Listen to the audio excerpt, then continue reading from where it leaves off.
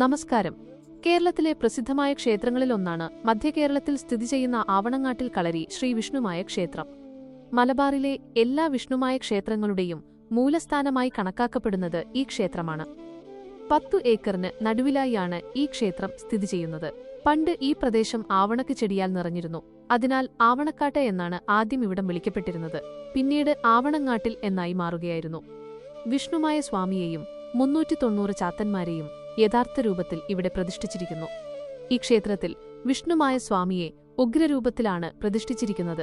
കിഴക്കോട്ട് ദർശനമായി തന്റെ ഇരു കൈകളിലും കുറുവടിയും അമൃതകുംഭവും ഏന്തി മഹിഷത്തിനു മുകളിലായി ഇരിക്കുന്ന രൂപത്തിലാണ് പ്രതിഷ്ഠിച്ചിരിക്കുന്നത്. കൂടാതെ സർപ്പക്കാവും ഭഗവതീ പ്രതിഷ്ഠയും നമുക്ക് കാണുവാൻ സാധിക്കും.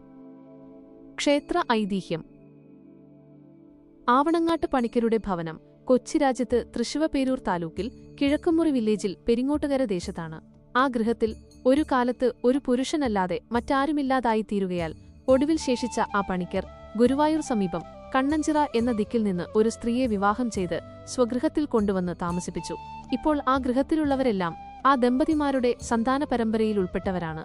ആ ദമ്പതിമാർക്ക് ഉണ്ണിത്താമൻ, കേളുണ്ണി എന്ന 2 പുത്രന്മാരും 4-5 സ്ത്രീ സന്താനങ്ങളുമുണ്ടായി.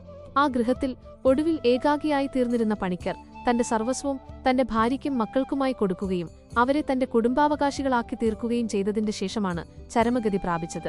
അതിനാൽ അദ്ദേഹത്തിന്റെ സന്താനങ്ങൾക്കും ആവണങ്ങാട്ട് പണിക്കർ എന്നുള്ള പേരു തന്നെ സിദ്ധിച്ചു. സ്വപിതാവ് കാലധർമ്മത്തെ പ്രാപിച്ചതിന്റെ ശേഷം ഉണ്ണിത്താമ പണിക്കരും കേളുണ്ണി പണിക്കരും കുറച്ചുകാലം വിദ്യാഭ്യാസാർത്ഥം മാതുലഗൃഹത്തിൽ പോയി താമസിച്ചിരുന്നു.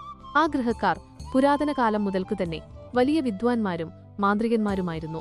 അതിനാൽ അവരുടെ സഹവാസവും അഭ്യാസവും നിമിത്തം ഇരുവരും വലിയ വിദ്വാൻമാരും മന്ത്രവാദികളുമായി തീർന്നു. വിദ്യാഭ്യാസം കഴിഞ്ഞതിന്റെ ശേഷം അവർ മടങ്ങിവന്ന് പിതൃദത്തമായ സ്വഗൃഹത്തിൽ തന്നെ താമസമുറപ്പിച്ചു. മന്ത്രവാദികൾക്ക് അവരുടെ കർമ്മങ്ങൾ ശരിയായി ഫലിക്കുന്നതിന് ഏതെങ്കിലും ഒരു മൂർത്തിയെ സേവിച്ച് പ്രത്യക്ഷമാക്കി വെക്കേണ്ടത് അത്യാവശ്യമാണ്.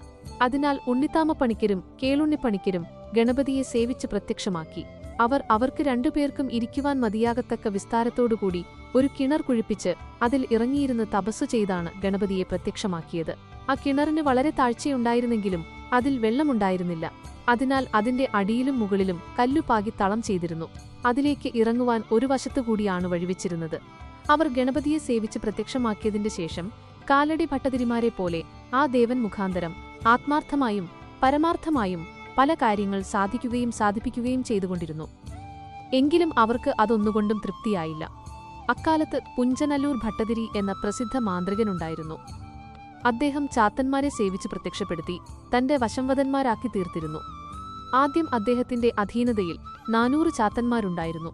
അവരിൽ 10 മൂർത്തികളെ പ്രസിദ്ധ മാന്ത്രികനായ കാട്ടുമാടസു നമ്പൂതിരിക്ക് വിട്ടുകൊടുത്തതുപോകെ 390 ചാത്തന്മാരാണ് ഭട്ടതിരിക്കുണ്ടായിരുന്നത്.